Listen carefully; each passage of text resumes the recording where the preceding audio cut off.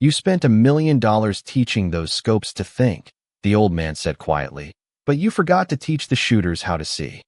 The words drifted across the firing line just as another sharp crack echoed over the rolling hills of Camp Pendleton. A steel silhouette waited almost 1,400 yards away beneath the shimmering California heat, untouched once again. 24 United States Marines stood in disciplined rows behind the newest generation of precision rifles, every weapon equipped with cutting-edge optics, integrated ballistic calculators, digital wind sensors, and laser rangefinders capable of solving firing solutions in fractions of a second. Every screen displayed green confirmation. Every calculation insisted the shot was perfect, yet every round landed somewhere that wasn't the center of the target. Frustration settled over the range like a heavy marine layer. Staff Sergeant Mason Brooks lowered his binoculars and exhaled through clenched teeth. At 34, Brooks had built his reputation on discipline, confidence, and absolute faith in modern technology. Today's demonstration was supposed to impress visiting procurement officers arriving later that afternoon. Instead, every expensive scope seemed determined to embarrass him. Again, he barked. Another Marine squeezed the trigger with textbook form. Another distant puff of dust appeared harmlessly beside the target. Brooks shook his head. Impossible. Behind the firing line, near the maintenance road, a white-haired groundskeeper slowly switched off the engine of his aging riding mower. Samuel Carter climbed down with the careful movements of a 77-year-old man whose joints had long ago learned to ignore discomfort. He wore faded blue jeans, worn leather work boots, and an olive field jacket that looked older than most of the Marines on the range. His weathered baseball cap shaded pale blue eyes that seemed to notice everything while calling attention to nothing. He rested one hand on the mower and quietly watched another missed shot. The younger Marines barely noticed him.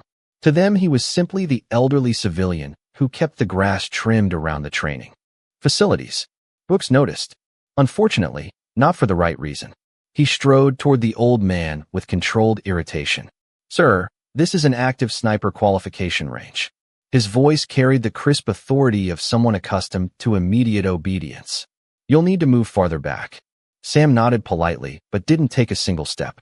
Instead, his eyes remained fixed on the distant hillside where heat waves shimmered above scattered boulders. Tiny patches of dry grass leaned almost imperceptibly against an invisible breeze.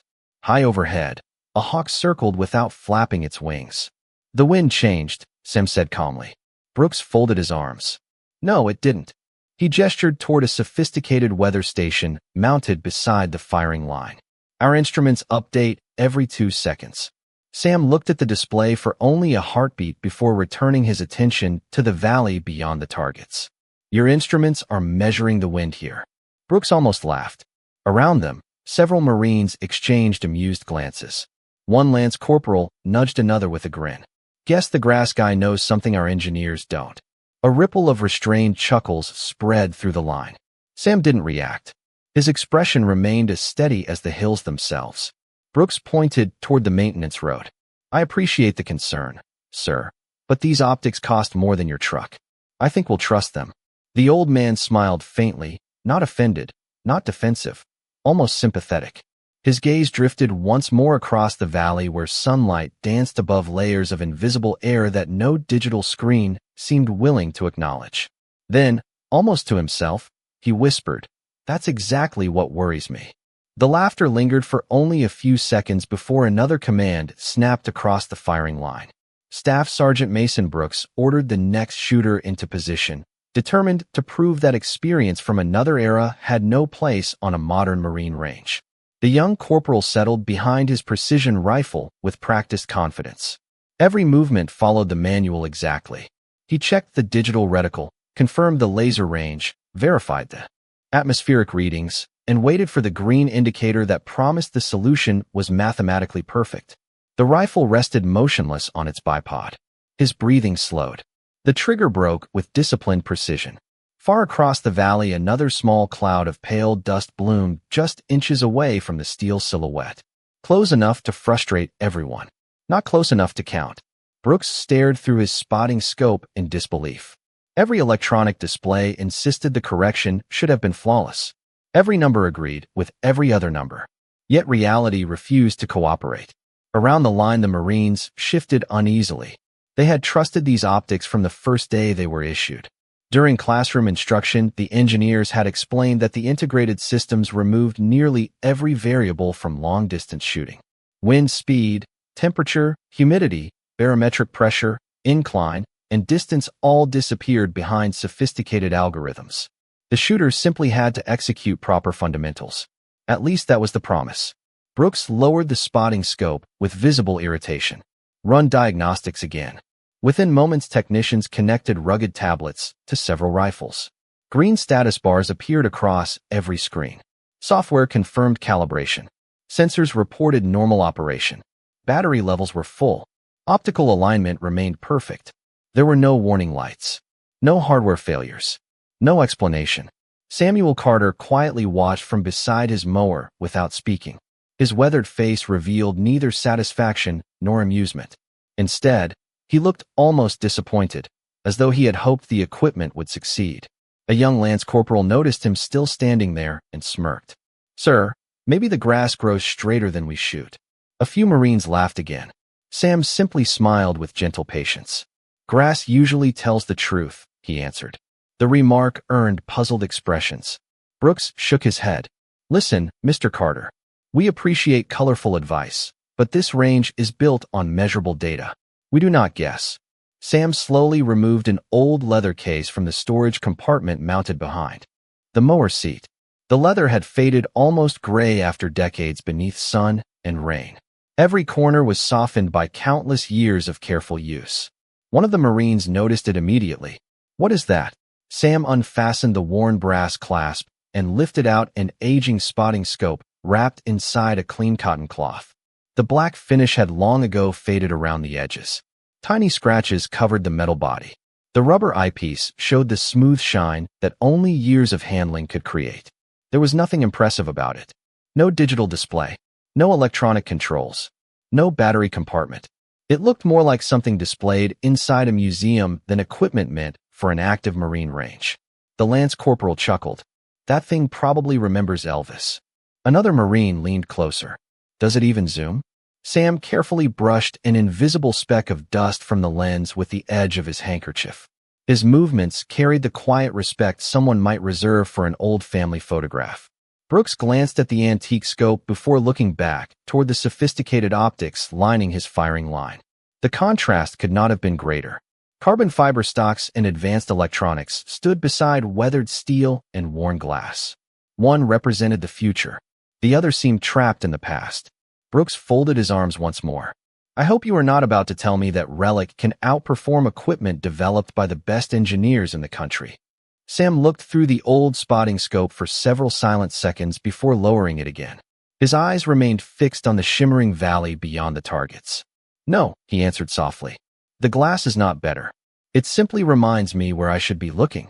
Silence settled over the firing line as Samuel Carter cradled the old spotting scope in both hands. The Marines expected another speech about the good old days. Instead, the elderly groundskeeper said nothing at all. He slowly raised the weathered glass to his eyes and began turning in a slow circle, not looking at the steel target, but at everything surrounding it. His attention lingered on a patch of dry brush nearly 600 yards away. Then it shifted to a line of sunlit rocks halfway down the valley. He watched a lone hawk gliding without effort above the canyon before lowering the scope toward a cluster of brittle weeds swaying near an abandoned fence post. Staff Sergeant Mason Brooks exchanged a confused glance with his range safety officer. "The target is over there," Brooks said, pointing downrange. Sam nodded politely. "I know. Then why are you looking everywhere except the target?" Sam lowered the spotting scope with the same calm expression. "Because the target is not moving." Several Marines frowned. Brooks folded his arms again. "The bullet is going to the target."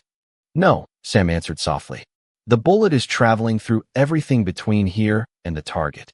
The words hung in the warm afternoon air. One young corporal quietly rolled his eyes. Another whispered, "Here comes the philosophy lesson." A few restrained chuckles followed, but they faded more quickly this time. Something about the old man's steady confidence made even the jokes sound uncertain. Brooks refused to surrender control of the range. "All right," he said firmly. Let us stay with facts. He pointed toward the electronic weather station standing beside the firing line. Wind speed is 6 miles per hour from the southwest. Temperature is 86 degrees. Humidity is 34%. Every optic has identical atmospheric data. Sam looked at the display for only a moment before turning his eyes back toward the valley. Every optic has the same information because every optic is reading from the same place. Brooks answered immediately. Exactly. That is the problem. Brooks sighed with growing impatience. You keep saying that, but the equipment measures conditions. Sam slowly extended one finger toward the distant landscape. It measures conditions here. It cannot feel the warm air climbing off those rocks. It cannot watch the cooler air rolling down that shaded ravine. It cannot notice the shimmer bending just above the dry creek bed. Several Marines instinctively looked toward the valley. At first they saw nothing unusual. Then one lance corporal narrowed his eyes. The shimmering heat above the rocks did appear different from the air drifting across the open grass. Tiny waves danced in opposite directions depending on where he focused. Before he could speak, Brooks interrupted. Mirage does not override mathematics. Sam smiled gently. It does not have to. It only has to change the air. He carefully adjusted the focus ring on the old spotting scope. The movement was slow, practiced, almost effortless. The brass edges of the focus wheel had been polished smooth by decades of patient hands. One of the younger Marines stepped closer, curiosity beginning to replace amusement. How old is that scope? Sam looked down at the faded instrument resting in his hands. His thumb brushed across a nearly invisible scratch running along the side of the metal housing. For just an instant his quiet smile disappeared. His pale blue eyes lingered on that worn mark as though it carried a memory too valuable to measure. The sounds of the firing line seemed to fade around him. The warm California breeze no longer touched his face the same way. Somewhere deep behind those weathered eyes, another landscape had begun to awaken, carried not by the scope itself, but by the countless mornings it had spent teaching him that the air between a shooter and a distant target always tells a story long before any trigger is ever touched. Samuel Carter held the old spotting scope so lightly that it almost seemed weightless, yet his fingers never wandered from the familiar places they had rested for decades. The faded leather strap brushed against his sleeve as a gentle breeze crossed the firing line. Staff Sergeant Mason Brooks watched with folded arms, convinced the elderly groundskeeper was about to deliver another lesson built on nostalgia instead of facts. Behind him, several Marines quietly gathered closer, less interested in the scope itself than in the strange confidence of the man carrying it. One young corporal stepped forward before anyone could stop him. Mind if I see it? Sam looked at him for a moment, then nodded. Of course. The Marine accepted the spotting scope with both hands. His first reaction was surprise. This thing is heavier than it looks. Another Marine leaned over his shoulder. There is not even a digital display. A third laughed. No wireless connection. No range calculator. No stabilization. It belongs in a museum. The old scope slowly passed from one pair of hands to another as each Marine examined it with growing amusement. Tiny scratches covered nearly every inch of the black finish. The manufacturer logo had almost disappeared beneath years of careful use. The adjustment knobs clicked with a solid mechanical sound instead of the soft electronic tones everyone had grown accustomed to hearing. This cannot possibly compete with modern optics, one Marine said. It does not have to, Sam answered quietly. It only has to help me pay attention. Brooks shook his head. You keep talking about observation as if technology somehow prevents it. Sam smiled. Technology does not prevent it. Comfort sometimes does. The answer puzzled more than it offended. Brooks reached toward the spotting scope himself. He turned it over, inspecting the worn housing before noticing a long, shallow scratch running diagonally beneath the objective lens. Unlike the countless smaller marks left by ordinary years of use, this one stood alone. It had been carefully polished smooth around the edges instead of repaired. Brooks traced the mark with his thumb. You never fixed this. Sam's eyes settled on the scratch, and for the first time that afternoon the cheerful warmth faded from his expression. No, he said softly. Some things are reminders. Brooks looked up. Reminder of what? The old man did not answer immediately. The afternoon breeze carried the scent of dry grass across the valley. Somewhere beyond the firing line a meadowlark called from the top of a weathered fence post. Heat shimmered above the distant rocks exactly as it had all afternoon, but Sam seemed no longer to be standing in Southern California. His fingertips rested lightly against the old scar in the metal housing as though greeting an old friend. Slowly, he lifted the spotting scope to his eyes once again. The brilliant California sunlight reflected across the worn glass. Then, almost without warning, another world quietly emerged behind his steady gaze. The dry hills dissolved into endless layers of dense green jungle stretching beneath a pale morning sky. Moisture clung to every leaf. Mist drifted through towering trees before the first rays of sunlight reached the forest floor. The familiar weight of the spotting scope rested in younger hands. The same adjustment knob turned beneath stronger fingers. The same scratch had not yet been made. Somewhere nearby, a calm voice spoke with quiet certainty. Do not watch the target. Watch what the wind touches before it reaches the target. The memory arrived without fear or regret. It carried only the quiet clarity of a lesson repeated so many times that it had become part of who he was. Standing only a few feet away, the Marines noticed something they could not explain. Samuel Carter was no longer looking through an old piece of equipment. He was looking through time itself. The cool breath of the jungle settled over the young Marine long before sunrise. Everything was damp. Every leaf carried a bead of water. Every vine disappeared into layers of green that seemed to stretch forever. 21-year-old Samuel Carter lay quietly beside an older scout sniper whose face remained hidden beneath camouflage netting and shadow. Between them rested the very same spotting scope, its finish still dark and almost untouched by time. The older man slowly adjusted the focus without ever looking hurried. He never searched for the target first. Instead, he watched the world surrounding it. Tiny insects drifted above a narrow clearing. Moisture curled upward where the first sunlight reached the ground. Broad leaves rocked gently, each at a slightly different rhythm. Sam finally whispered, "I cannot feel any wind." The older sniper smiled without taking his eye away from the glass.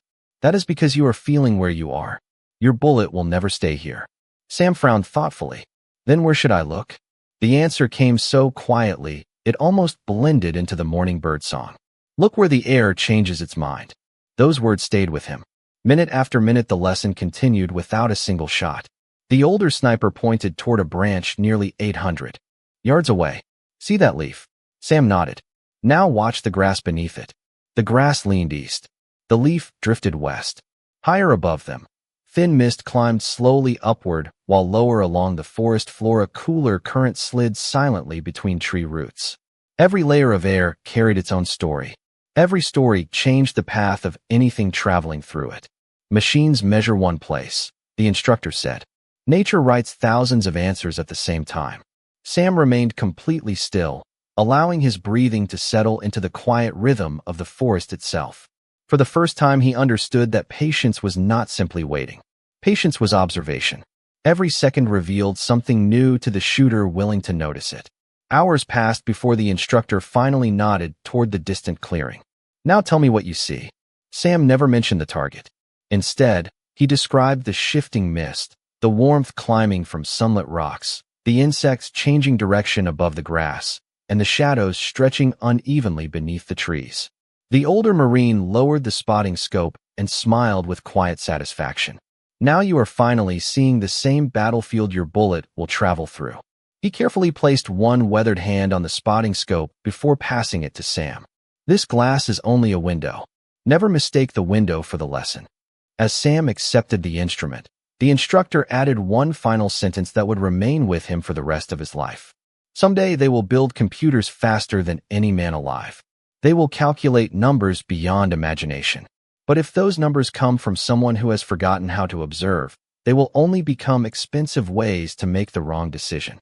The memory lingered like morning fog before gradually fading beneath the bright California sun.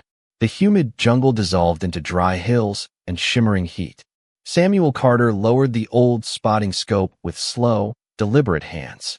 Around him, the Marines remained silent, unaware of the decades that had just passed behind his calm blue eyes. Staff Sergeant Mason Brooks noticed the change in the old man's expression but could not understand it. To Brooks, the scratch spotting scope was simply outdated equipment. To Sam, it carried the voice of the Marine who had taught him that true marksmanship began long before anyone ever touched a trigger. The memory faded as quietly as it had arrived, leaving only the warmth of the California afternoon and the steady whisper of wind moving across the training range. Samuel Carter slowly lowered the spotting scope and looked across the valley once more. Nothing had changed.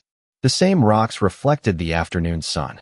The same patches of dry grass leaned in different directions. The same shimmer floated above the ground like transparent waves rising from invisible currents. Only now, a few of the younger Marines had begun looking where he was looking instead of staring at the digital displays attached to their rifles. Staff Sergeant Mason Brooks noticed their shifting attention immediately. "Eyes on your equipment," he ordered. "The solution is in the optic, not in the scenery." The Marines obeyed, but several of them glanced back toward the valley only seconds later. Curiosity had quietly replaced confidence. Samuel spoke without raising his voice. "May I ask one question?" Brooks hesitated before nodding. "Go ahead." Sam pointed toward the nearest rifle. "What does your optic tell you?" One corporal answered proudly. "Distance, wind, temperature, humidity, elevation, angle, and ballistic solution." Sam smiled. "Good. Now tell me what it cannot see." No one answered. Brooks crossed his arms. "Everything important is already measured." Sam slowly shook his head. "Then explain why every calculation keeps missing." Silence settled over the firing line. Even Brooks could not ignore the obvious. Every system reported perfect data, yet the steel target remained untouched. Sam walked a few slow steps toward the observation platform, never crossing into the active firing area. He raised one hand toward the valley. "Watch the hawk." Every pair of eyes followed the large bird gliding effortlessly above the canyon. It never flapped its wings. It simply tilted slightly before drifting upward. "What made it climb?" Sam asked. One Marine answered, "A thermal." "Exactly." Sam nodded. "Now look below it." The Marines narrowed their eyes. Heat shimmer twisted above a cluster of dark rocks. Just beyond them, cooler air drifted out from the shaded ravine, creating a faint distortion that moved in the opposite direction. It was subtle, almost impossible to notice unless someone deliberately searched for it. "Your weather station cannot stand on those rocks," Sam said quietly. "Your laser cannot sit inside that ravine. Your optic only knows what your sensors tell it here. Your bullet must travel through everything waiting out there." Brooks remained unconvinced, but he listened. That alone was different from an hour earlier. Sam continued, "Technology is remarkable. I would gladly use every tool you have. But tools answer questions. They cannot replace the person asking them." One young lance corporal slowly lowered his rifle. "So you are saying the numbers are wrong?" Sam smiled gently. "No, the numbers are incomplete." The distinction settled over the Marines with surprising weight. They looked at their sophisticated optics differently now, not as flawless machines, but as instruments that still depended on human judgment. Sam picked up a handful of dry dust beside the maintenance road. He released it from shoulder height. The particles drifted one direction before suddenly curling another as they crossed an invisible pocket of warmer air. Several Marines instinctively followed the movement. No electronic display reported what they had just witnessed. Sam brushed the remaining dust from his fingers. "Air is alive," he said softly. "It is always moving, always changing, always teaching. The question is whether anyone is still willing to watch it." For the first time that afternoon, not a single Marine laughed. The range remained unusually quiet after Samuel Carter released the handful of dust into the afternoon air. No one hurried to fire another shot. No one rushed to defend the expensive optics that only minutes earlier had seemed beyond question. The silence was broken not by Staff Sergeant Mason Brooks, but by the youngest Marine on the firing line. Lance Corporal Ethan Ross had been watching the elderly groundskeeper from the very beginning. Unlike the others, Ethan had stopped looking only at the rifles. He had started studying the man carrying the old spotting scope. There was something familiar about the calm certainty in Samuel's voice. It was not arrogance.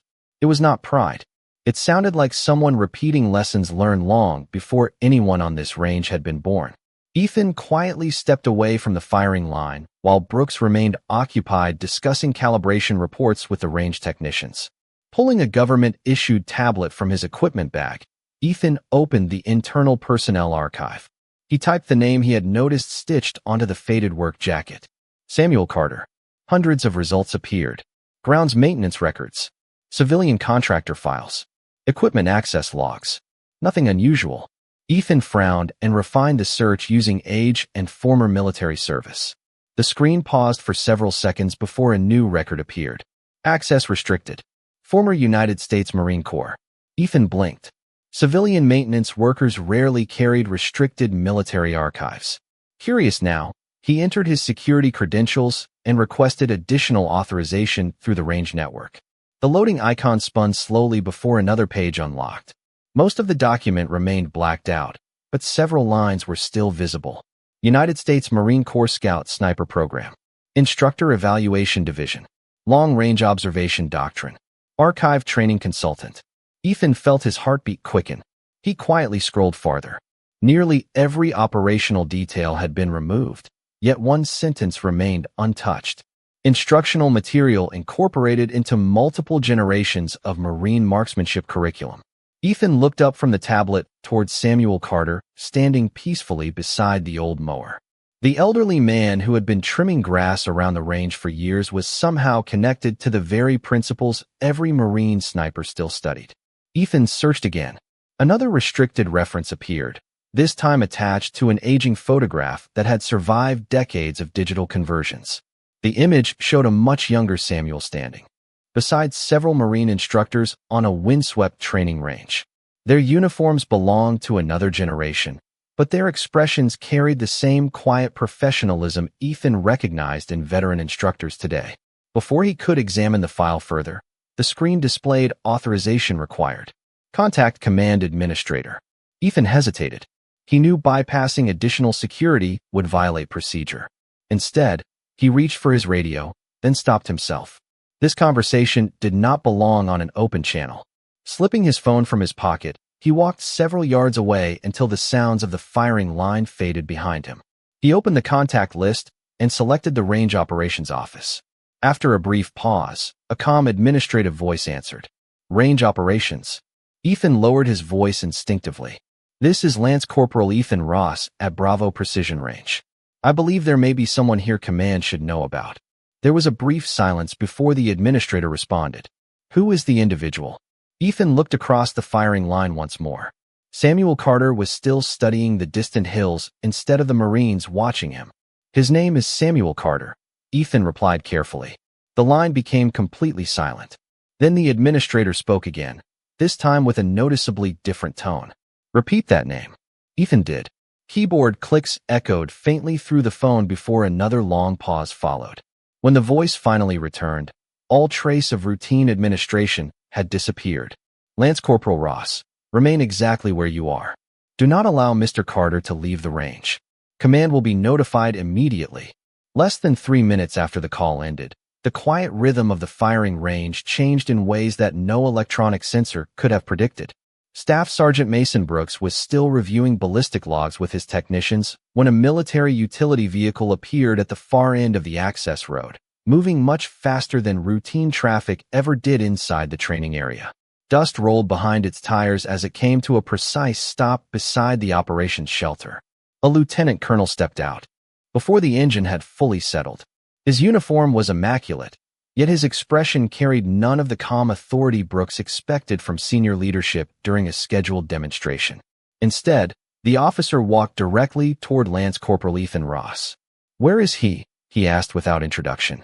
Ethan glanced toward Samuel Carter, who remained exactly where he had been all afternoon, standing quietly beside the old mower with the worn spotting scope resting comfortably in his hands. Over there, sir. The lieutenant colonel turned immediately. He studied the elderly groundskeeper from a distance for several long seconds before speaking into a secure handheld radio clipped to his vest. Visual confirmation. It is him. Brooks approached, visibly confused. Sir, with respect, what is happening? The lieutenant colonel never took his eyes off Samuel. How long has he been here? Most of the afternoon, sir. And nobody informed command? Brooks hesitated. He is one of the civilian maintenance workers. The officer finally looked at him. There was no anger in his expression, only disbelief. No, Staff Sergeant. He has been much more than that for longer than you have worn the uniform. Before Brooks could ask another question, the radio on the lieutenant colonel's shoulder crackled sharply. A calm voice came through the encrypted channel. Command vehicle is departing headquarters now. Estimated arrival, 9 minutes. The lieutenant colonel answered immediately. Range secured. Brooks frowned. Who is coming? The reply was short.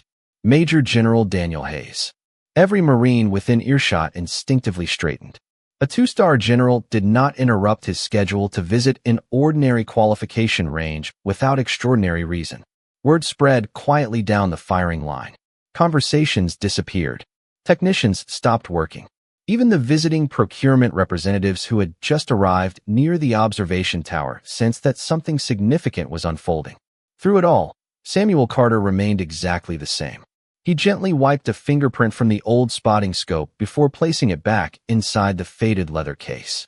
Then he closed the brass clasp with slow, familiar care and rested one hand on the mower as though preparing to continue trimming grass once the range reopened.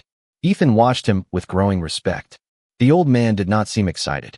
He did not appear nervous.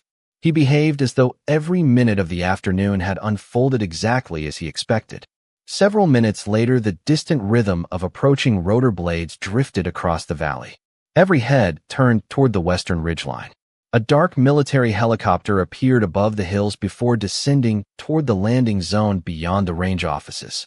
The steady pulse of its rotors echoed across the dry landscape, stirring dust, grass, and loose papers alike. Staff Sergeant Brooks looked from the aircraft back to Samuel Carter, trying to reconcile everything he had witnessed. The elderly groundskeeper simply adjusted the brim of his faded cap against the breeze created by the approaching aircraft. He never moved toward the landing zone. He never attempted to introduce himself. He simply waited with the same quiet patience that had defined him from the first moment anyone noticed him. As the helicopter settled onto the pad and its rotors slowly began to lose speed, an unmistakable silence spread across the range. Nobody had been ordered to stop talking. Nobody needed to be. Every Marine suddenly understood that they were about to witness something no training manual had ever prepared them to see. The helicopter door opened before the rotors had completely slowed. Major General Daniel Hayes stepped onto the landing zone with purposeful strides, accompanied by only a single aide who struggled to match his pace. Every Marine on the range instinctively came to attention as the general crossed the gravel without acknowledging anyone else. Staff Sergeant Mason Brooks prepared to report, but the general walked past him without breaking stride. His eyes never left the elderly man standing quietly beside the faded riding mower. Samuel Carter looked up as the general approached. A faint smile crossed his weathered face, the kind shared between people who understood each other without explanation. They stopped only a few feet apart. For one long heartbeat, neither man spoke. The afternoon wind drifted across the valley, carrying the scent of dry grass and warm earth. Then, before anyone could understand what was happening, Major General Daniel Hayes came to a sharp position of attention. His white-gloved right hand rose with absolute precision to the brim of his service cap. It was not a ceremonial gesture offered for an audience. It was a salute filled with unmistakable respect. Every Marine on the firing line froze. Staff Sergeant Brooks felt the color leave his face. Lance Corporal Ethan Ross stood perfectly still, realizing he had uncovered only a fraction of Samuel Carter's story. Samuel returned the salute with quiet dignity before lowering his hand. "Good afternoon, General," he said softly. Hayes smiled. "It has been far too many years, Mr. Carter." Brooks could no longer contain his confusion. "Sir, who is he?" The general turned toward the assembled Marines, his expression calm but unmistakably proud. "The better question, Staff Sergeant, is why none of you recognize the name." He looked back at Samuel for a moment before continuing. "Long before these digital optics existed, before integrated ballistic computers, before modern observation software, Marine Corps instructors studied a field observation doctrine that transformed how generations of precision shooters learned to read terrain and atmosphere. The foundation of that doctrine came from one quiet instructor who never asked for recognition." Hayes extended an open hand towards Samuel Carter. "You have been standing beside him all afternoon." Silence settled across the range once again. The general continued. "The observation principles programmed into many of your training models began with lessons he helped develop decades ago. Technology has advanced. Materials have improved. Computers have become extraordinary. But every calculation still depends on someone who understands what the numbers cannot capture. Staff Sergeant Brooks slowly removed his cap. Sir, I did not know. Samuel answered before the general could speak. You were not supposed to know. You were supposed to keep learning. There was no bitterness in his voice. Only kindness. Hayes nodded. That is exactly why he never corrected you. The general looked across the firing line toward the distant steel target shimmering beneath the afternoon sun. Gentlemen, your optics are exceptional tools. Use them. Trust them. But never surrender your own eyes, your own judgment, or your own patience. A screen can display data. It cannot replace wisdom earned through careful observation. Several Marines quietly lowered their rifles, seeing them differently than they had only an hour before. Samuel carefully placed the old spotting scope back inside its faded leather case and secured the worn brass clasp. Then he rested one hand on the steering wheel of the aging mower. The grass still needs cutting, he said with a gentle smile. A few Marines laughed softly, this time with admiration instead of mockery. As Samuel drove slowly back toward the maintenance road, every Marine along the firing line stood silently watching until he disappeared beyond the rolling hills. No order had been given to salute. None was necessary. Respect had already taken its place. And as the warm wind continued to move across the valley, each Marine understood a lesson that no optic, no computer, and no amount of technology could ever teach alone. Some skills grow sharper with time because they were never stored inside machines. They were carried quietly within people who chose to observe before they spoke, to learn before they judged, and to serve without ever asking to be remembered.